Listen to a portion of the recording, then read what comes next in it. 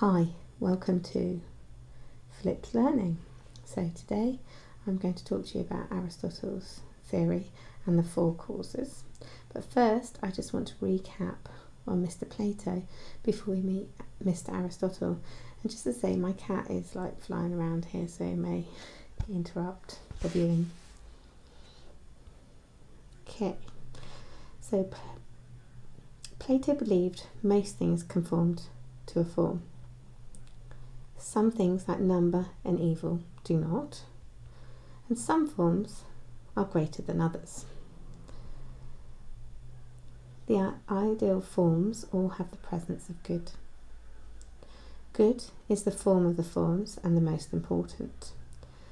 Outside the cave, the strongest form was the sun, and the prisoner saw the sun, which then enabled the prisoner to see other forms.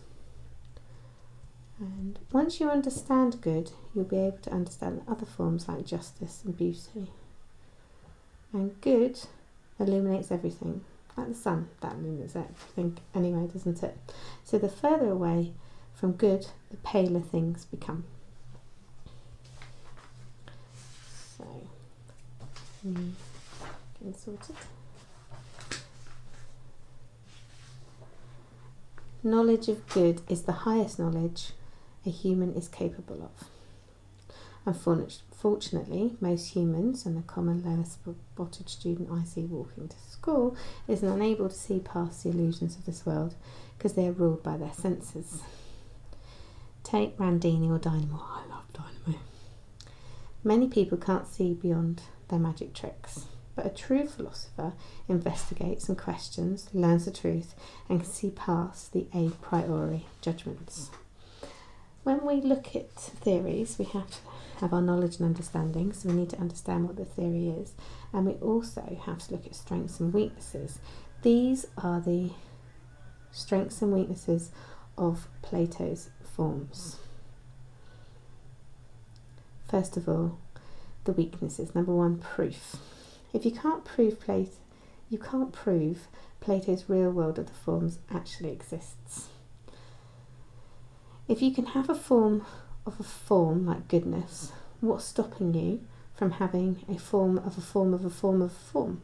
This argument is called infinite regression, and this will come up again when we look at the traditional arguments for the existence of God. 3. Some say there is no absolute value as good. It is all shades of opinion. It is subjective. It seems unlikely that everything in existence has its ideal form. Think about cancer, for example. It doesn't sit very well with me, having had cancer myself and some of my family dying of cancer. Never quite convinced that this sits in terms of a logical explanation. It does fulfill its purpose. It is perfect in that sense. Though Plato's theory gives us no help in explaining the world. That was number 5. And number 6, Plato says senses are inferior, yet humans have used them for survival for millions of years. Plato is not clear how the world of the forms relates to our world. Is there a form of a dog, or a breed, or a three-legged variety? You decide. Strengths.